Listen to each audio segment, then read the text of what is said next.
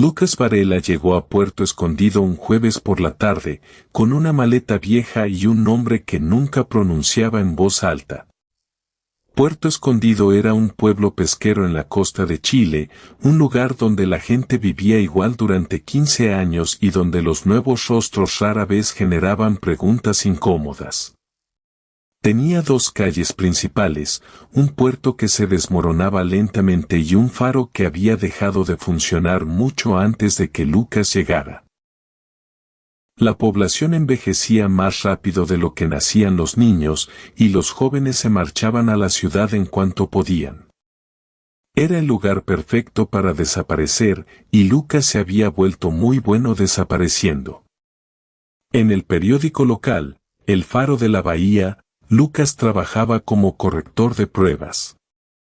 Su trabajo consistía en revisar artículos, corregir errores tipográficos y asegurarse de que las noticias no tuvieran errores que pudieran ofender a los anunciantes.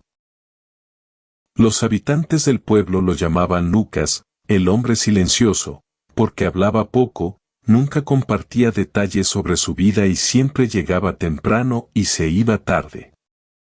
Doña Carmen, la dueña del periódico, una mujer de 60 y tantos años con el pelo cano y los ojos de alguien que había visto demasiado, solía decir que Lucas era su mejor empleado, aunque a veces se preguntaba qué hacía un hombre con esa mirada y esa manera de moverse en un pueblo donde no pasaba nada. Pero doña Carmen era sabia. Sabía que algunas preguntas no merecían respuestas, y que los hombres que llegan sin pasado suelen tener uno demasiado pesado para mostrarlo. Durante 14 años, Lucas había vivido esa vida tranquila. Se había convencido a sí mismo de que el pasado estaba enterrado, de que los archivos habían sido sellados, de que el nombre que lo perseguía había sido borrado de todos los registros oficiales. Pero una noche, mientras corregía un artículo sobre la pesca de sardinas, sintió que alguien lo observaba desde la calle. Se levantó lentamente, caminó hacia la ventana y miró hacia afuera. La calle estaba vacía, las farolas parpadeaban y la llovizna mojaba los adoquines. Sin embargo, la sensación persistía. Esa punzada en la nuca que los hombres de su oficio conocen demasiado bien. Al final de la calle, junto al muelle, vio la silueta de un coche oscuro que no había visto antes. Era grande, negro, con las ventanillas polarizadas, y no pertenecía a nadie que él conociera. Lucas apretó los dientes y supo que algo había cambiado. El pasado estaba llamando a su puerta. Esa misma madrugada, a 300 kilómetros de distancia, en las afueras de Valparaíso, una niña de 7 años llamada Isabel Salazar soñaba con un puente. No cualquier puente, sino uno específico, uno que su padre, el capitán Diego Salazar, le había descrito en incontables ocasiones como si fuera un lugar sagrado. Su padre había servido en la Marina durante 25 años, y aunque nunca hablaba de sus misiones, tenía una historia favorita que repetía a sus hijas como si fuera un cuento de hadas. La historia del Puente Norte. Isabel había escuchado esa historia tantas veces que podía recitarla de memoria. Sabía que el puente cruzaba un río que nadie podía nombrar, en un lugar que no aparecía en los mapas. Sabía que, una noche, un grupo de hombres y mujeres había cruzado ese puente para salvar a alguien que no debía ser salvado. Sabía que, al otro lado, los esperaba el silencio. Y sabía que, en medio de ese silencio, una voz que no temblaba había guiado a todos hacia la seguridad. Su padre siempre decía que esa voz era la de un ángel. Pero Isabel, que era una niña curiosa, había comenzado a hacer preguntas. ¿Quién era realmente esa persona? ¿Dónde estaba ahora? ¿Por qué nadie hablaba de ella? Esa noche, mientras soñaba con el puente y la voz que no temblaba, algo despertó en ella. Algo que la haría preguntar, al día siguiente, en voz alta, el nombre que nadie debía pronunciar. A la mañana siguiente, Lucas llegó al periódico a las 7 en punto, como siempre. Doña Carmen ya estaba allí, preparando café en la cocina pequeña que olía a papel y a tinta barata. Ella lo miró y notó las ojeras que llevaba. Lucas no respondió de inmediato. Se sentó en su escritorio, encendió la computadora vieja y esperó a que la pantalla dejara de parpadear. Dijo que había tenido una noche larga. Doña Carmen no hizo más preguntas. Ella sabía cuándo debía callar. Lucas comenzó a trabajar, pero su mente no estaba en los artículos. Estaba en el coche oscuro. Estaba en el nombre que no debía ser pronunciado. El nombre era Aurora.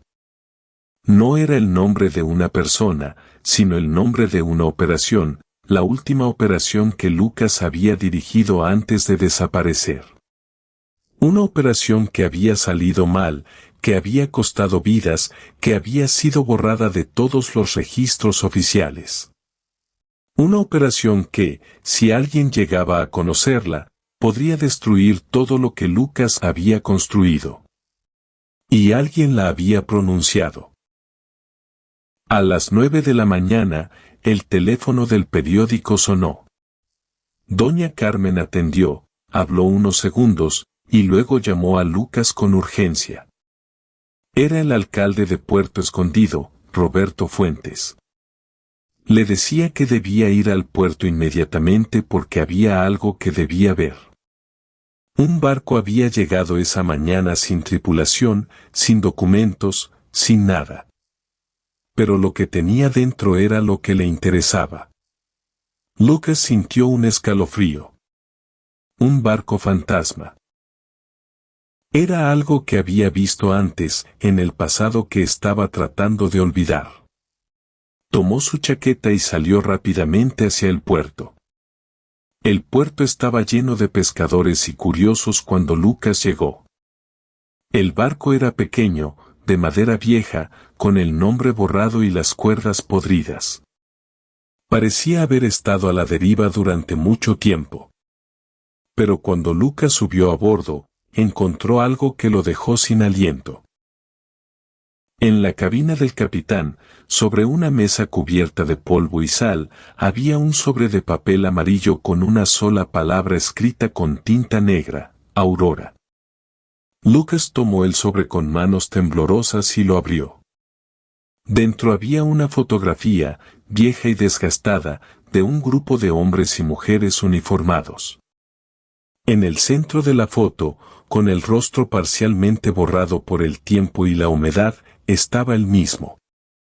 Junto a él, había una mujer que Lucas reconocía inmediatamente. Era su hermana, Clara. La hermana que había muerto durante la Operación Aurora, la hermana cuya muerte lo había perseguido durante 14 años, la hermana que había desaparecido para siempre en el silencio del Puente Norte.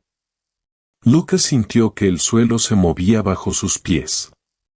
Regresó a su oficina con la fotografía en el bolsillo y el sobre apretado contra su pecho. Doña Carmen lo miró con preocupación, pero Lucas pasó de largo sin decir una palabra. Cerró la puerta de su pequeño despacho, se sentó en la silla y sacó la fotografía. La observó durante mucho tiempo, tratando de recordar los detalles que el tiempo había borrado. Recordó la última vez que había visto a Clara, la noche antes de la operación. Ella le había dicho que todo saldría bien, que confiaba en él, que volverían a verse cuando todo terminara. Pero no volvieron a verse. Lucas había sobrevivido. Clara no. De repente, el teléfono de su escritorio sonó. Lucas dudó antes de contestar, pero finalmente alzó el auricular. Una voz grave, que no reconoció, dijo desde el otro lado: «Señor Varela, ha recibido el mensaje». El barco fue solo el principio. Si quiere saber qué pasó realmente con su hermana, debe volver al Puente Norte. Tiene una semana. La llamada se cortó. Lucas se quedó con el teléfono en la mano, sintiendo el peso de 14 años de silencio derrumbarse sobre él. Alguien sabía. Alguien había estado esperando este momento. Y ahora, alguien quería que él volviera al lugar donde todo había terminado. Mientras tanto, en Valparaíso, Isabel Salazar desayunaba con su padre. El capitán Diego Salazar estaba de permiso por unos días, y la familia disfrutaba de un desayuno tranquilo cuando Isabel, con la curiosidad que la caracterizaba, preguntó: «Papá, ¿cómo se llamaba la mujer de la voz que no temblaba?». Diego Salazar dejó el café en la mesa y miró a su hija con sorpresa. Era una pregunta que no esperaba, una pregunta que lo llevó directamente al pasado que había tratado de olvidar. Isabel insistió, recordándole la historia del Puente Norte que él mismo le había contado tantas veces. Diego tragó saliva y finalmente dijo: «Su nombre era Aurora». El nombre cayó en la mesa como una piedra en agua quieta. Isabel repitió el nombre, sin saber lo que desataba. Ese nombre, pronunciado en voz alta por primera vez en 14 años, comenzó a viajar. De la boca de Isabel pasó a oídos de su madre a los vecinos, de los vecinos a los pescadores, y de los pescadores a un hombre que llevaba años esperando escucharlo. A 300 kilómetros de distancia, Lucas Varela no sabía que el nombre que había enterrado estaba siendo pronunciado en una casa cualquiera. No sabía que el eco de esa palabra llegaría a oídos equivocados. Solo sabía que el sobre en su mano era una advertencia, que el barco fantasma era un mensaje, y que la llamada telefónica era una promesa.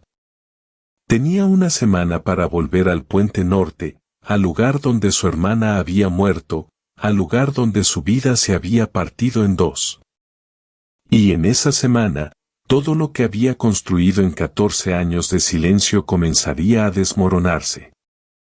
Esa misma noche, mientras caminaba por el muelle como hacía todas las noches, sintió la presencia de alguien detrás de él. Se giró lentamente, preparado para cualquier cosa.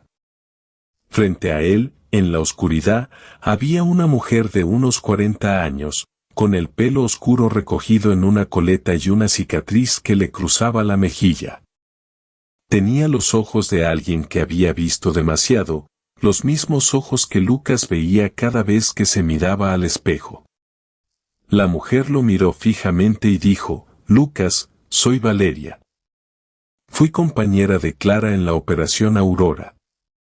Necesito que me escuches». Lucas sintió que el aire se congelaba. Valeria. Un nombre que no había oído en 14 años, un nombre que también había enterrado en lo más profundo de su memoria. Ahora estaba allí, frente a él, trayendo consigo el peso de un pasado que Lucas había jurado olvidar. Y en sus manos, Valeria sostenía un sobre amarillo, idéntico al que había encontrado en el barco fantasma. Valeria le explicó que ella también había recibido un mensaje que la había llevado hasta Puerto Escondido. Le dijo que la Operación Aurora no había sido un fracaso, sino un encubrimiento. Le dijo que Clara no había muerto en el Puente Norte, que había sobrevivido, que había estado viva todos estos años, y que ahora necesitaba su ayuda. Lucas no quería creerlo. 14 años de duelo no se deshacen en una noche. Pero la mirada de Valeria era sincera, y la fotografía que ella le mostró, una foto más reciente de Clara, con el cabello más corto y las arrugas del tiempo, era inconfundible. Era su hermana. Clara estaba viva. Lucas pasó la noche en vela, mirando la fotografía de su hermana, sintiendo la esperanza y el miedo mezclarse en su pecho. Valeria se fue al amanecer, prometiendo volver al atardecer con más respuestas. Mientras tanto, Lucas hizo lo único que podía hacer, empezó a prepararse para volver al Puente Norte. 14 años de silencio se estaban desmoronando. El pasado estaba llamando, y esta vez, Lucas iba a responder. Al día siguiente, Lucas despertó con una decisión clara en su mente. Había pasado toda la noche sin dormir, repasando cada detalle de su conversación con Valeria, cada palabra que ella había dicho sobre su hermana Clara.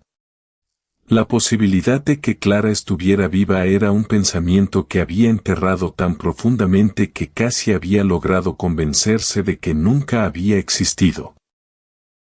Pero ahora, con la fotografía en sus manos y la promesa de Valeria en sus oídos, la esperanza comenzaba a brotar como una planta en tierra árida. Salió de su pequeña casa al amanecer y caminó hacia el muelle, donde sabía que Valeria lo esperaría al atardecer. El pueblo estaba despertando lentamente, los pescadores preparaban sus redes, las tiendas abrían sus puertas, y el olor a pan recién hecho flotaba en el aire. Era una mañana como cualquier otra en Puerto Escondido, pero para Lucas, nada volvería a ser igual. Mientras caminaba, recordó los detalles de la Operación Aurora. Era una misión de rescate en territorio hostil, una operación que nunca debería haber sido autorizada pero que se llevó a cabo por órdenes de alguien que ya no estaba vivo. El objetivo era rescatar a un científico que había sido secuestrado por un grupo rebelde. El Puente Norte era el punto de encuentro, el lugar donde el equipo de rescate se reuniría con el científico para llevarlo a un lugar seguro. Pero algo salió mal. Un informe filtrado, una emboscada, una traición. Lucas había liderado el equipo de extracción, mientras Clara y Valeria manejaban la retaguardia. Cuando llegaron al Puente Norte, todo estaba en llamas. El científico estaba muerto, y los rebeldes los esperaban. Clara había desaparecido en el caos. Lucas la había buscado desesperadamente, pero solo encontró su chaqueta, su identificación y un rastro de sangre que se perdía en el río. Había dado por hecho que había muerto. Ahora, 14 años después, Valeria le decía que Clara no había muerto. Que había sido capturada, llevada a un lugar desconocido, y mantenida con vida como moneda de cambio. Que la Operación Aurora había sido un encubrimiento, y que los que estaban detrás de todo seguían vivos y activos. Lucas sintió una mezcla de ira y determinación. Si Clara estaba viva, haría lo que fuera necesario para encontrarla. Al atardecer, Valeria llegó al muelle como había prometido. Llevaba una mochila y una chaqueta oscura, con la misma cicatriz en la mejilla y la misma mirada de alguien que había visto demasiado. Se sentaron en el borde del muelle, con las piernas colgando sobre el agua oscura, y Valeria le contó todo lo que sabía. Clara había sobrevivido al ataque, había sido capturada por los rebeldes y vendida a un grupo de contrabandistas que la mantuvieron como prisionera durante años. Había escapado hacía 2 años, pero no podía regresar a su vida anterior porque los hombres que orquestaron la Operación Aurora seguían buscándola. Había estado escondida en una pequeña ciudad al norte, esperando el momento adecuado para contactar a su hermano. El barco fantasma y el sobre amarillo habían sido su mensaje. Ella no podía venir directamente, pero había enviado a Valeria para preparar el camino. Lucas escuchó todo en silencio, procesando cada palabra. Finalmente, preguntó, ¿quién está detrás de todo esto? Valeria lo miró con una expresión sombría. El hombre que lideró la Operación Aurora, el que dio la orden de abandonar el rescate, sigue vivo. Se llama Coronel Mendoza, y ahora es un hombre poderoso con conexiones en el gobierno y el ejército. Él fue quien ordenó enterrar el caso, quien aseguró que todos los involucrados guardaran silencio. Y él es quien ha estado buscando a Clara todos estos años. Lucas sintió un nudo en el estómago. Mendoza. Un nombre que también había enterrado en lo más profundo de su memoria. Un hombre que había sido su mentor, que lo había entrenado, que lo había enviado a la Operación Aurora con la promesa de que todo saldría bien. Y que luego lo había abandonado a su suerte. Lucas recordó cómo Mendoza le había asegurado que Clara estaba muerta, que no había nada que hacer, que debía seguir adelante con su vida. Y Lucas le había creído. Ahora sabía que todo había sido una mentira. Valeria le entregó un sobre adicional con instrucciones detalladas sobre cómo llegar al lugar donde Clara se escondía. También le dio un teléfono satelital y un mapa con coordenadas precisas. Tienes que ir solo, Lucas. Si alguien más se entera, todo estará perdido. Mendoza tiene espías en todas partes. Pero necesitas saber que lo que estás haciendo es extremadamente peligroso.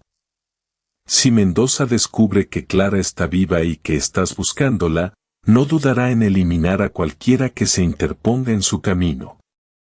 Lucas aceptó los documentos y el teléfono.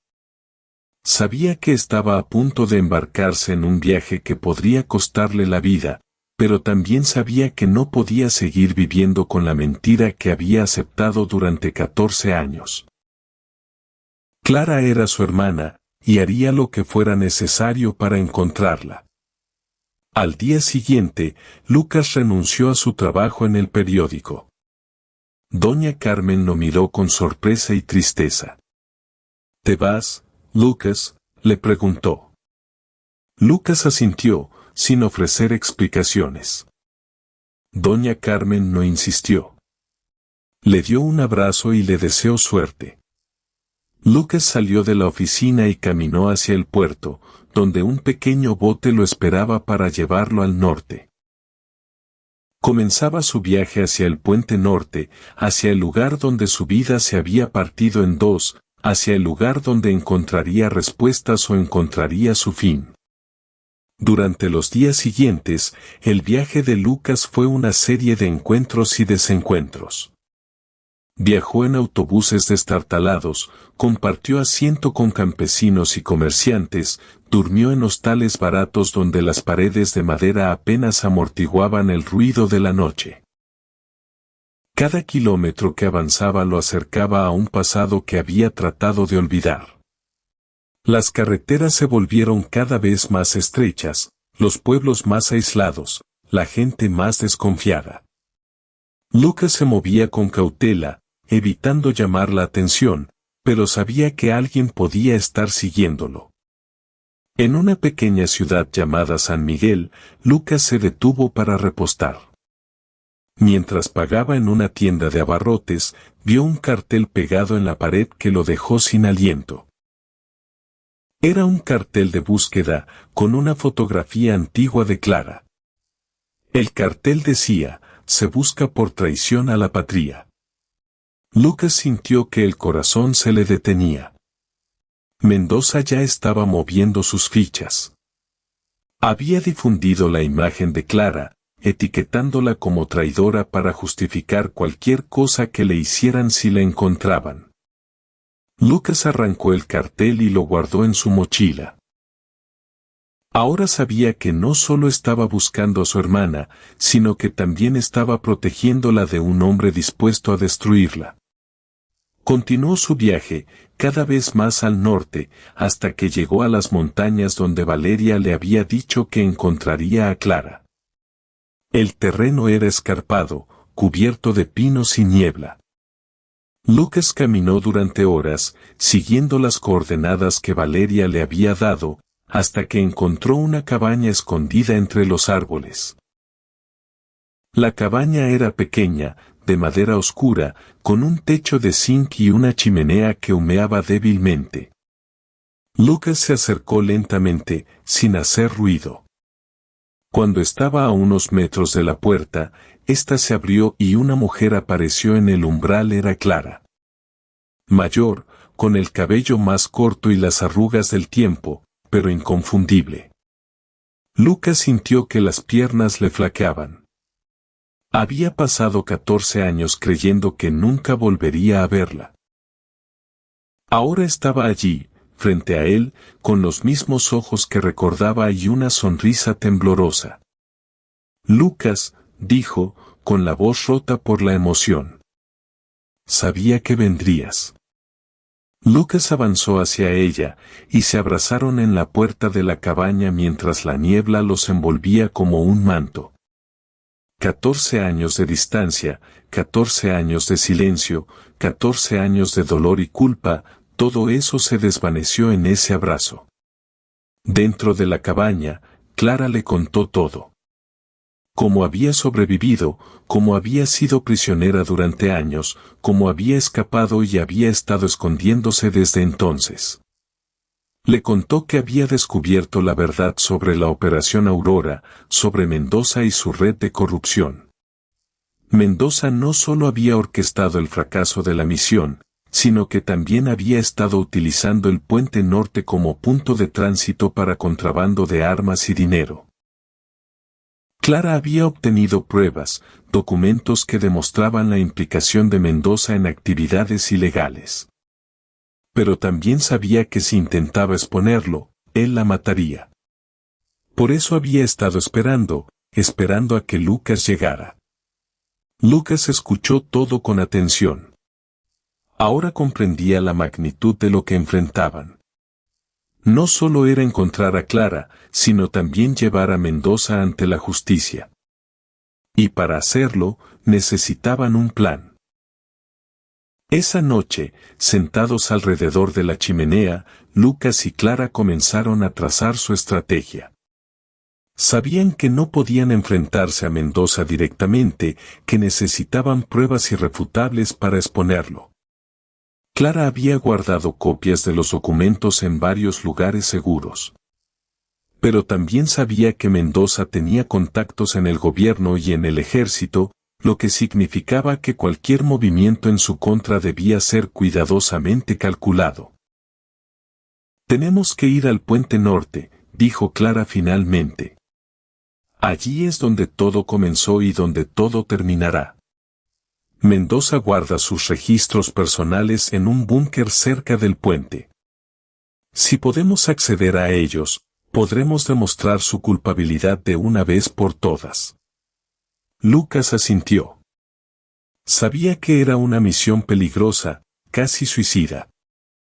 Pero también sabía que era la única manera de terminar con el círculo de silencio y mentiras que los había perseguido durante tanto tiempo. El viaje hacia el Puente Norte tomó 3 días. Caminaron a través de senderos montañosos, cruzaron ríos y durmieron al aire libre.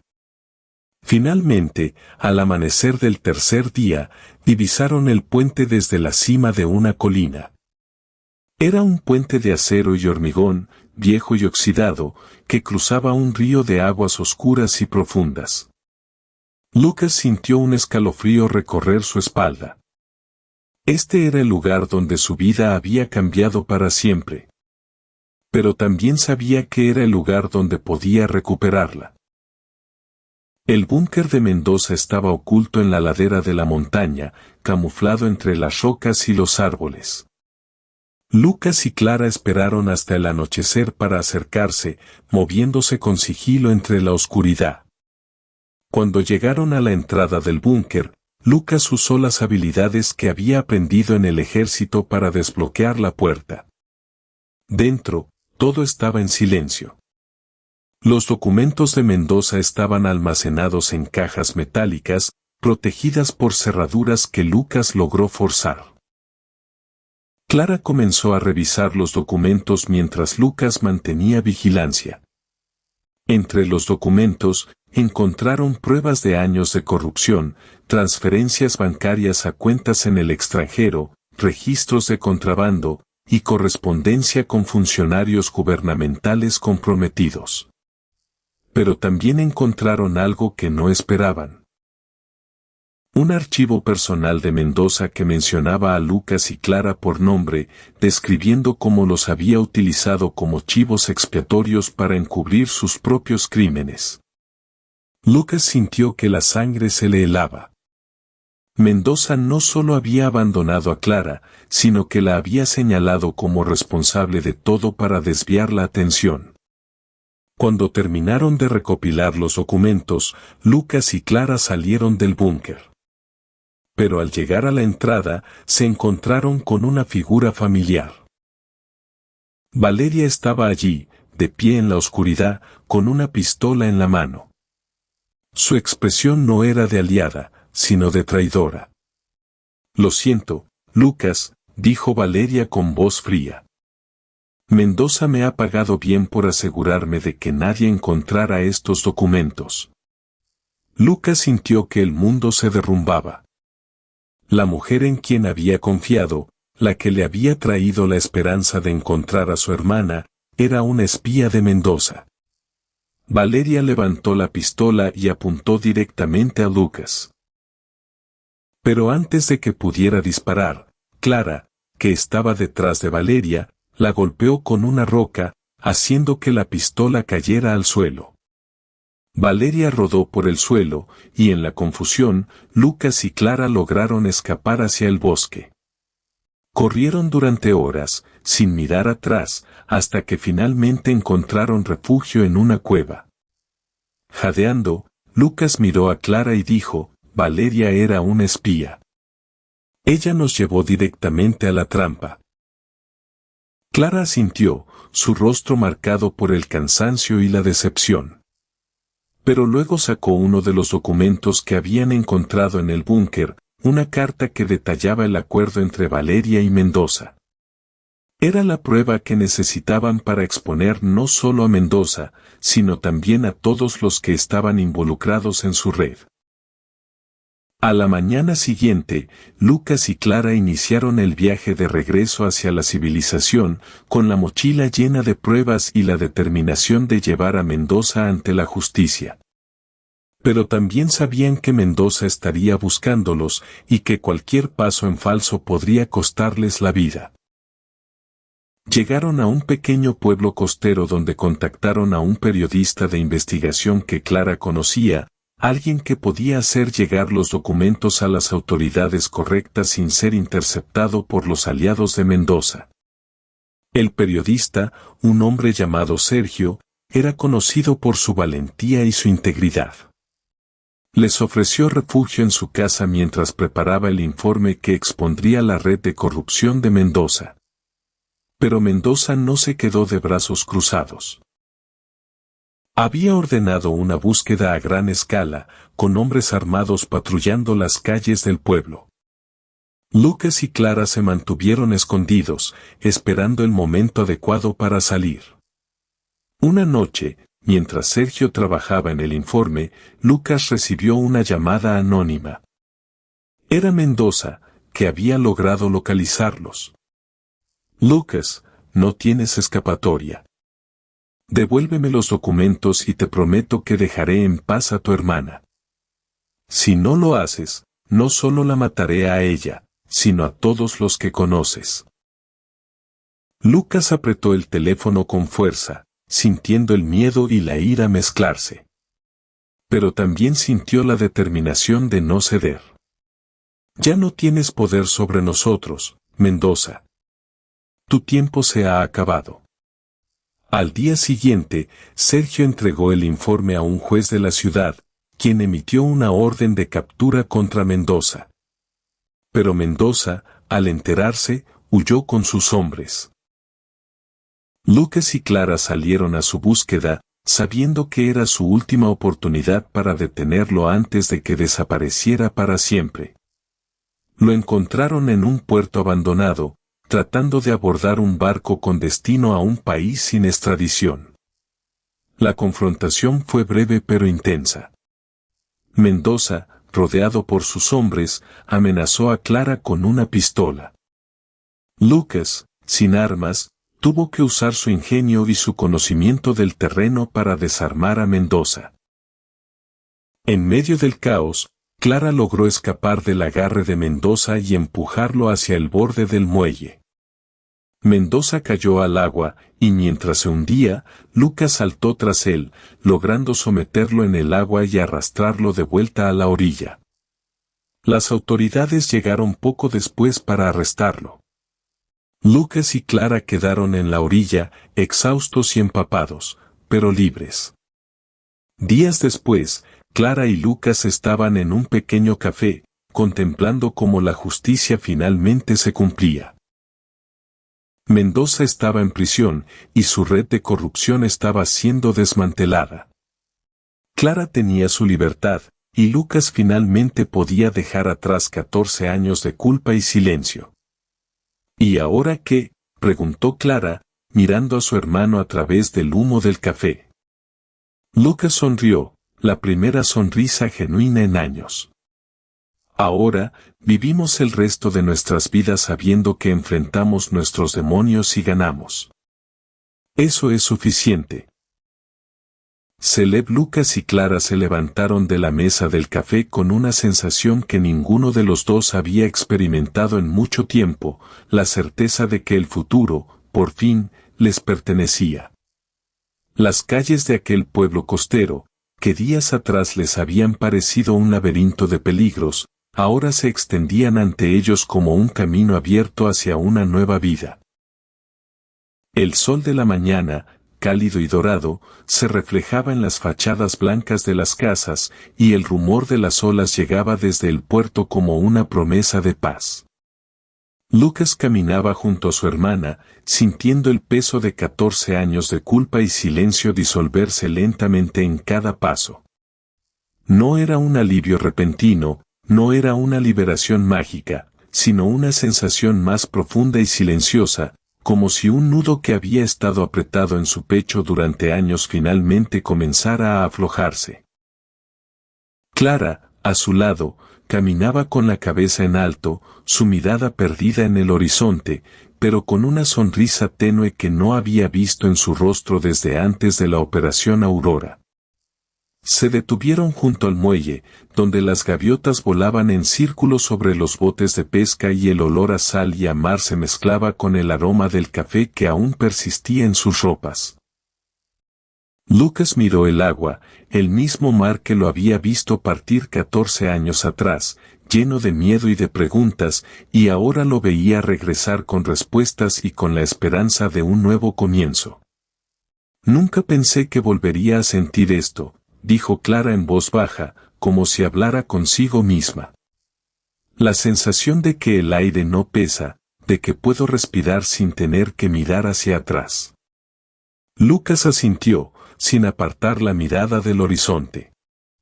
Yo tampoco, respondió. Pasé tanto tiempo escondiéndome que olvidé cómo se sentía estar vivo. Pero el camino hacia esa paz no había sido fácil, y ambos lo sabían. Mendoza, aunque encarcelado, era solo una pieza de un rompecabezas mucho más grande. Durante las semanas posteriores a su captura, las autoridades habían comenzado a desmantelar toda la red de corrupción que él había construido a lo largo de los años.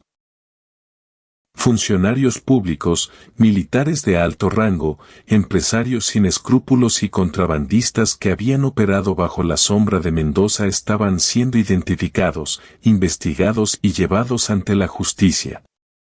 Pero el proceso era lento, y Lucas y Clara sabían que aún había personas que deseaban silenciarlos para siempre. Valeria, la mujer que los había traicionado, estaba prófuga, y aunque Mendoza había revelado muchos de sus secretos durante los interrogatorios, Lucas no podía dormir tranquilo sabiendo que ella estaba suelta, esperando el momento para cobrar venganza. Una tarde, mientras revisaban la correspondencia que habían recibido desde la oficina del fiscal, Lucas encontró una carta sin remitente. La abrió con cautela, y al leerla, sintió que el corazón se le aceleraba. Era de Valeria. Lucas, sé que no merezco tu confianza, ni tu perdón. Pero necesito que sepas que no todo fue una mentira. Lo que te conté sobre tu hermana era verdad. Y también es verdad que Mendoza me obligó a traicionarlos. Me amenazó con matar a mi familia si no cooperaba. Ahora que él está en prisión, no tengo nada que temer, y quiero ayudarlos. Hay algo que Mendoza escondió en el Puente Norte, algo que cambiará todo lo que creen saber sobre la Operación Aurora. Voy a contarles dónde está, pero necesito que confíen en mí una vez más. Lucas leyó la carta varias veces, tratando de discernir si había alguna trampa. Pero algo en las palabras de Valeria sonaba sincero. Clara, que había leído la carta por encima de su hombro, dijo con firmeza, si ella quiere ayudarnos, debemos darle una oportunidad. No podemos vivir siempre mirando por encima del hombro. En algún momento tenemos que confiar en alguien. Lucas dudó, pero al final asintió. De acuerdo, dijo. Pero iremos con cuidado. Decidieron regresar al Puente Norte.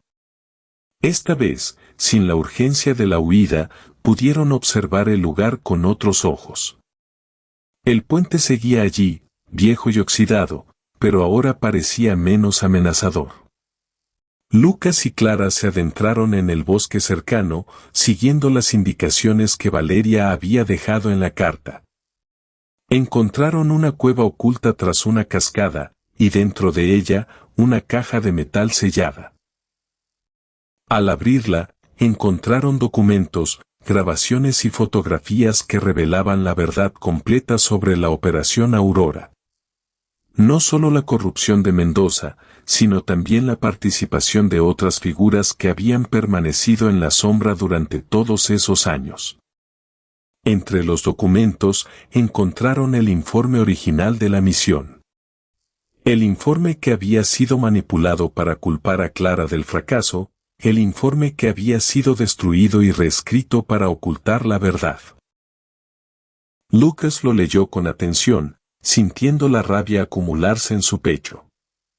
Mendoza no solo había abandonado a su hermana, sino que había orquestado toda la operación para encubrir sus propios crímenes.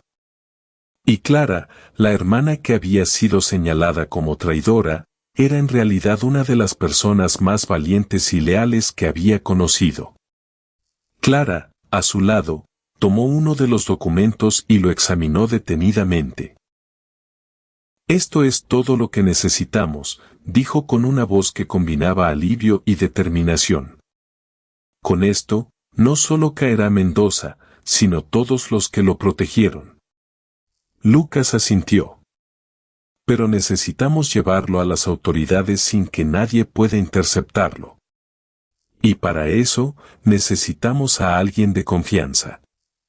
Recordaron a Sergio, el periodista que los había ayudado antes. Pero sabían que él ya había hecho mucho, y que exponerlo nuevamente podría ponerlo en peligro. Así que decidieron contactar a un abogado de derechos humanos que trabajaba con organizaciones internacionales, alguien que tenía la influencia y los recursos para llevar el caso a instancias superiores. El abogado, una mujer llamada Gabriela, aceptó ayudarles de inmediato. Estos documentos cambiarán muchas cosas, les dijo después de revisar el material. Pero necesitaré tiempo para procesarlos y presentarlos ante los tribunales internacionales. Durante ese tiempo, ustedes deben mantenerse a salvo. Lucas y Clara sabían que el camino aún era largo, pero por primera vez en 14 años, sentían que tenían el control de sus vidas. Se instalaron en una pequeña casa en las afueras del pueblo, donde podían vivir sin ser molestados. Clara comenzó a trabajar en un taller de artesanía, utilizando las habilidades que había aprendido durante sus años de escondite. Lucas, por su parte, decidió escribir un libro sobre su experiencia, un testimonio de todo lo que habían vivido, para que el mundo supiera la verdad. Las semanas se convirtieron en meses. El caso contra Mendoza y su red de corrupción avanzó lentamente, pero con cada nuevo testimonio, cada nueva prueba presentada, la red se iba cerrando. Valeria fue localizada en un país vecino, arrestada y extraditada para enfrentar su propio juicio. Durante el proceso, confesó todo lo que sabía y cooperó con las autoridades, lo que le valió una sentencia reducida. Lucas y Clara asistieron a su juicio, y aunque no podían perdonarla del todo, comprendieron que ella también había sido una víctima del sistema que Mendoza había creado. La noche antes de que el caso llegara a su conclusión definitiva, Lucas y Clara se sentaron en el porche de su casa, mirando las estrellas. «¿Sabes?», dijo Clara, rompiendo el silencio. «Durante todos estos años, soñé con este momento.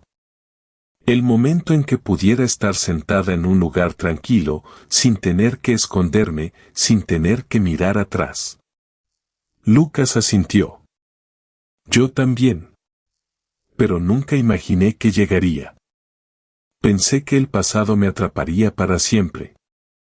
Clara tomó la mano de su hermano y la apretó suavemente. «Pero lo logramos, Lucas. Lo logramos juntos». Lucas sintió que las palabras de su hermana se grababan en su corazón como una promesa. Después de tantos años de silencio, de ocultar su identidad y su historia, finalmente podía respirar tranquilo. No había olvidado a los que habían muerto en la Operación Aurora, a los compañeros que habían dado su vida en aquella misión maldita. Pero comprendió que el pasado no era una carga para arrastrar, sino una lección para recordar. Y en esos recuerdos, encontraría la fuerza para construir un futuro mejor. Gabriela los llamó una mañana para darles la noticia que habían estado esperando. El tribunal había dictado sentencia contra Mendoza y sus cómplices. Mendoza, condenado a cadena perpetua por sus crímenes, nunca volvería a ver la luz del día. La red de corrupción que había construido durante décadas estaba completamente desmantelada, y los documentos encontrados en la cueva habían sido clave para desenmascarar a todos los involucrados. Lucas y Clara sintieron que un peso inmenso se levantaba de sus hombros. No era venganza, era justicia. Y esa justicia, aunque tardía, era un bálsamo para las heridas que llevaban tanto tiempo abiertas. Una semana después, el periódico local publicó una historia que cambiaría la forma en que el pueblo veía a Lucas. Un periodista que había investigado su caso escribió un artículo que detallaba su valentía, su sacrificio y su lucha por encontrar a su hermana. El artículo terminaba con una frase que Lucas recordaría siempre: «Hay hombres que huyen de su pasado, y hay hombres que lo enfrentan». Lucas Varela es de los segundos, y su historia nos recuerda que la verdad siempre encuentra su camino, incluso después de 14 años de silencio. Lucas, que había vivido toda su vida en el anonimato, se sintió incómodo con la atención. Pero Clara lo convenció de que la historia necesitaba ser contada. «La gente merece saber lo que pasó», le dijo. «Merecen saber que hay personas que luchan contra la injusticia, aunque el mundo quiera olvidarlas». Lucas asintió, comprendiendo que su lucha no había sido solo por él y Clara, sino por todas las personas que habían sido víctimas del sistema que Mendoza había construido. Un mes después, Lucas recibió una carta del gobierno en la que se le reconocía oficialmente su servicio y se le concedía una pensión honorífica por su contribución a la justicia. También se le ofrecía la oportunidad de trabajar como asesor en temas de seguridad nacional, un puesto que, aunque tentador, Lucas rechazó. «Ya he tenido suficiente de ese mundo», le dijo a Clara. «Ahora quiero vivir una vida sencilla, escribir mis recuerdos, y tal vez, algún día, publicar ese libro que siempre quise escribir. Clara sonrió y le dijo que ella lo ayudaría, que juntos podían empezar de nuevo, sin mentiras ni secretos. Así, el tiempo pasó. El pueblo de Puerto Escondido comenzó a cambiar, los pescadores encontraron nuevas rutas, los jóvenes empezaron a quedarse en lugar de irse a la ciudad, y una nueva generación comenzó a llenar las calles con su energía. Lucas y Clara se convirtieron en parte de esa transformación, contribuyendo a la comunidad con su trabajo y su ejemplo.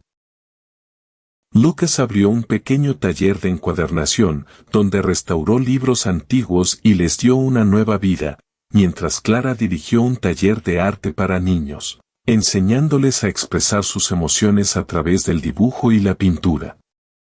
Un día, Lucas decidió que era hora de compartir su historia con el mundo. Empezó a escribir el libro que había prometido, no como una crónica de venganza, sino como un testimonio de esperanza. Quería que quienes lo leyeran supieran que, incluso en los momentos más oscuros, siempre hay una salida, una luz al final del túnel. Clara lo animó, diciéndole que su historia podía inspirar a muchas personas que también habían sufrido en silencio, que también habían sentido que el pasado era una carga demasiado pesada.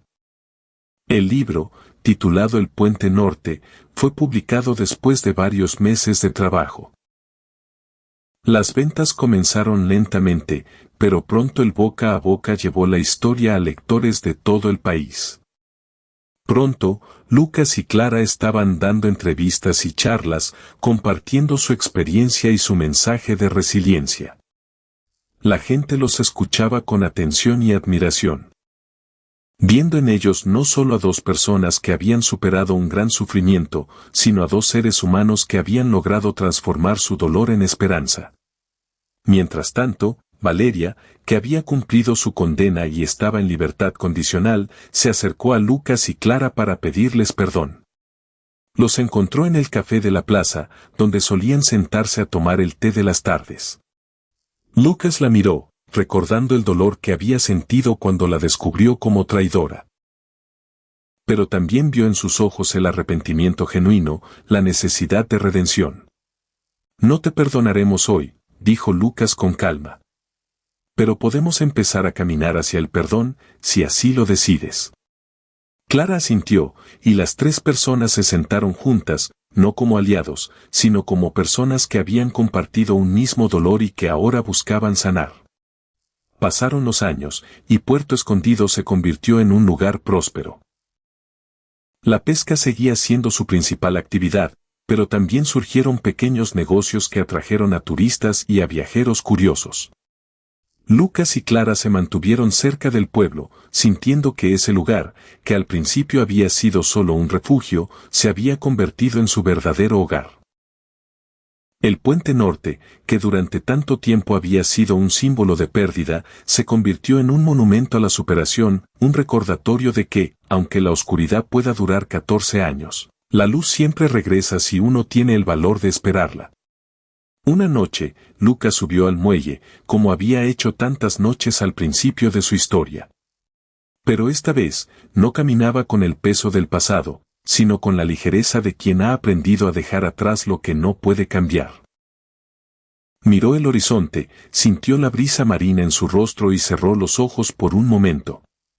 Recordó a su hermana, a Valeria, a los compañeros que había perdido, y a todos aquellos que, de una forma u otra, lo habían ayudado a seguir adelante. Cuando abrió los ojos, supo que el Puente Norte ya no era su condena. Era su victoria. Clara llegó hasta el muelle y se paró a su lado, mirando el mismo horizonte. ¿En qué estás pensando?, preguntó. Lucas sonrió, sin apartar la mirada del mar. Estoy pensando que, después de todo, el silencio no era nuestro enemigo. Fue nuestra forma de sobrevivir. Pero la verdad fue nuestra salvación. Y mientras haya personas dispuestas a buscarla, siempre habrá esperanza.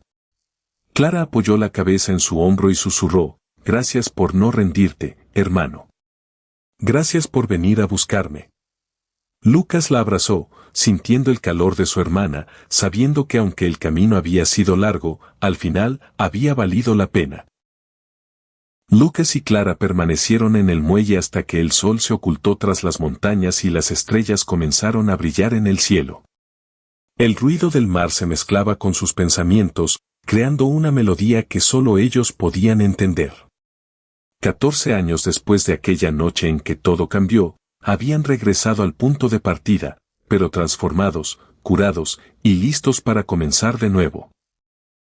Y así, en Puerto Escondido, bajo el manto de las estrellas y el rumor de las olas, Lucas y Clara encontraron su lugar en el mundo. Un lugar donde el pasado no los definía, sino que los fortalecía. Un lugar donde el silencio ya no era una prisión, sino una elección. Un lugar donde, finalmente, el puente norte era solo un puente más, una estructura de acero y hormigón que unía dos orillas y no dos vidas separadas por la mentira. Y aquí termina esta historia de valentía, sacrificio y búsqueda de la verdad. Si te ha gustado, no olvides dejar tu me gusta, comentar qué parte te ha llegado más al corazón y suscribirte al canal para no perderte futuras historias. Recuerda que la verdad siempre encuentra su camino, y nosotros, como Lucas y Clara, podemos ser parte de ese viaje. Gracias por escuchar hasta el final y nos vemos en la próxima.